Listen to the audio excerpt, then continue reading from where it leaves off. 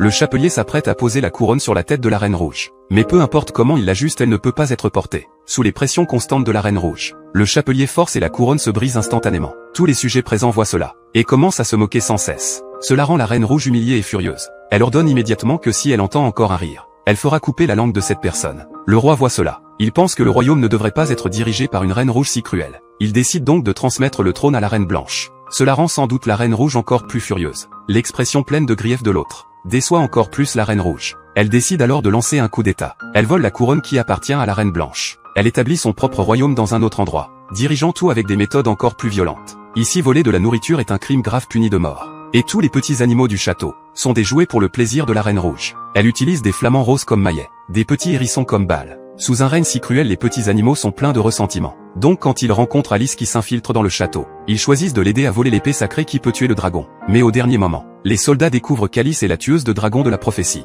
De nombreux soldats l'encerclent alors. Au moment critique, l'animal de compagnie de la Reine Rouge arrive à temps. Il emmène Alice hors de l'encerclement. Il se dirige vers le château de la Reine Blanche. Alice remet l'épée sacrée à la Reine Blanche. Après avoir réuni tout ce qui est dans la prophétie, la Reine Blanche déploie toutes ses forces. Elle compte disputer la couronne avec sa sœur la Reine Rouge. Les deux camps arrivent sur le champ de bataille en échiquier. Mais avant de commencer la bataille, chaque camp doit envoyer un champion pour un duel. La Reine Rouge envoie le dragon noir. La Reine Blanche envoie Alice tenant l'épée sacrée.